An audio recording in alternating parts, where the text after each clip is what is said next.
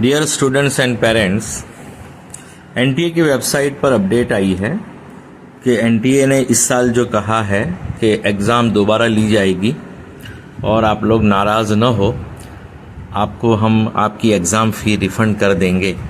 जो उन्होंने 12 तारीख को इन्फॉर्मेशन दी थी उसके रिगार्डिंग एक नोटिस आई है 22 तारीख से। अब 22 का दिन तो ख़त्म हो गया, बस अभी ही नोटिस आई है, थोड़ी देर हुई है। तो 23 से समझ लो 23, 24, 25, 26, 27 5 दिन दिए हैं कि 5 दिन में आपको अपने अकाउंट में यूज़र आईडी पिन पासवर्ड से आपको लॉगिन करना है और लॉगिन करके अपनी बैंक डिटेल भरना है। जिस अकाउंट में आपको पैसे चाहिए वो अकाउंट की डिटेल भरना है। आपने किसी भी अकाउंट से पैसे दिए हो उससे कुछ मतलब नहीं है। आप चाहे तो जिस अकाउंट से आपने फ़ी पे की हो उस अकाउंट की डिटेल यहाँ डाल सकते हैं, और अगर आपको दूसरे किसी एक के अकाउंट में चाहिए, यानी कि फादर के अकाउंट में, मदर के अकाउंट में, या मान लो क्रेडिट कार्ड पे से आपने पे किया था, अब आपको अपने अकाउंट में, क्योंकि यहाँ पे इन्होंने एनटीए ने क्रेडिट कार्ड का नहीं लिखा है, इन्होंने बैंक डिटेल मांगी है जो हमारा अकाउंट होता है, सेविंग अकाउंट होता है। तो चाहे वो स्टूडेंट का अकाउंट हो, चाहे उसके फादर मदर का हो, या फैमिली मेंबर में किसी का हो, किसी का भी अकाउंट नंबर आप दे सकते हैं। क्योंकि आप लॉगिन करोगे तो अपने ही लॉगिन से आप उसको इनपुट करोगे अपनी बैंक डिटेल, तो मतलब वो सिक्योर रहेगा। कोई और आदमी आपके अकाउंट में कोई मिसमैच नहीं कर सकता और कोई डिटेल दूसरी भर नहीं सकता है।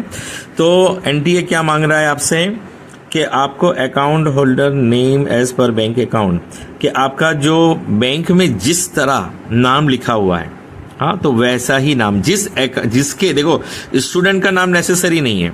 स्टूडेंट का नाम उस वक्त होगा जब स्टूडेंट के अकाउंट से आप मांग रहे हो, लेकिन यहाँ ये क्या लिख रहा है कि स्टूडेंट का नाम हो ना हो उससे मतलब नहीं है। आप जो अकाउंट में पैसा चाहते हो, अपनी एग्जाम फी वापस लेना चाहते हैं, उस बैंक में अकाउंट होल्डर का नेम जो भी हो, स्टूडेंट होगा तो स्टूडेंट का नाम जिस तरह लिखा हुआ है, फादर का है तो फादर का, मदर का है तो मदर का, सिस्टर का है तो सिस्टर का, ब्रदर का, जिसका भी फैमिली मेंबर में से जिसका भी अकाउंट आप देना चाहते हैं उसका अकाउंट नेम यानी बैंक में जिस तरह लिखा हुआ है वैसा ही चाहिए। आधार कार्ड के हिसाब से या और किसी वजह से आपके नीट फॉर्म के हिसाब से नहीं चाहिए। बैंक में जो नाम आया है, सरनेम पहले है तो सरनेम पहले, जो स्पेलिंग आपकी नेम की आई है उसी तरह बैंक वाला नाम आपको फिल करना है। Number 2, IFSC code.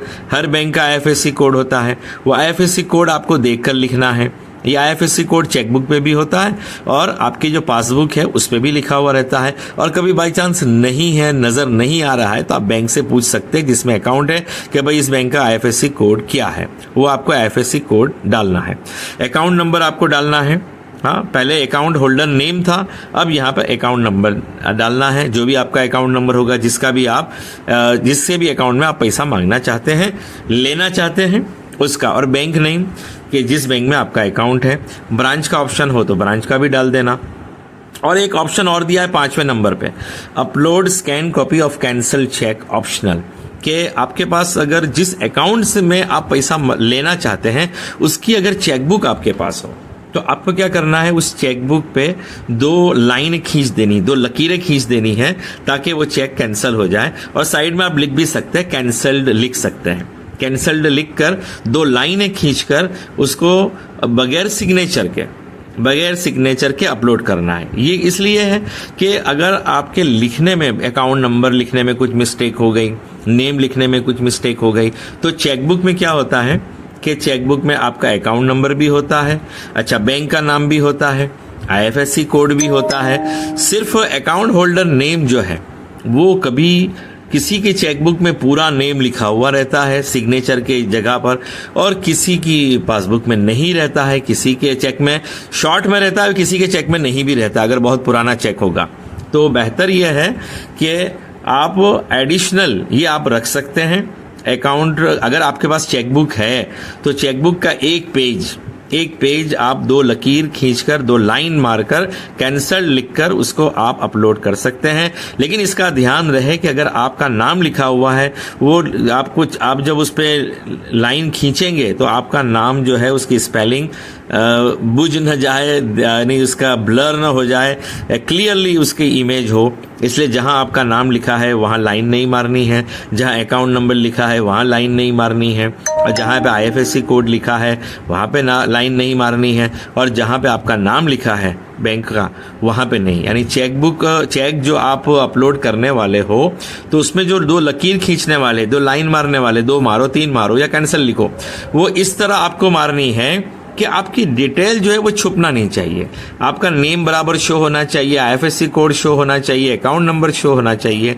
तो इसका ध्यान रख के आप करोगे तो ये आप चेक अपलोड कर दोगे तो अगर टाइपिंग एरर भी होगा आपके स्पेलिंग में, हाँ, आपके फॉर्म फिलअप में, तो वो लोग चेक को फाइनल समझ के चेक के हिसाब से वो अकाउंट और वो IFSC कोड के हिसाब के आपका पैसा ट्रांसफर करेंगे, यानी आपको रिफंड देंगे अगर आपने चेक अपलोड किया होगा तो।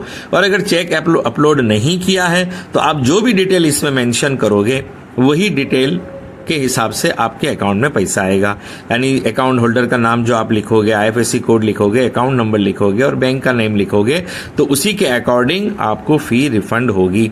लेकिन आपको ये काम 5 दिन के अंदर अंदर करना है। उसके बाद फिर श्योरिटी नहीं है कि ये NTA पैसा देगा आपको। ये आपके दिल बहलाने वाला काम है। हाँ, 2024 में भी ये हुआ था लेकिन कोई पैसा रिफंड आया नहीं था। ये पहली बार आपके दिल बहलाने के लिए रिफंड कर रहे हैं, तो आपको 5 दिन में लॉगिन करके पैसा ले लेना है। ठीक है, thank you so much for listening, liking, subscribing and sharing. इस चैनल से जुड़े रहिएगा ताकि जो भी इंफॉर्मेशन आएगी इस माध्यम से, इस चैनल के माध्यम से आपको पहुंचा सकूंगा। Thanks again.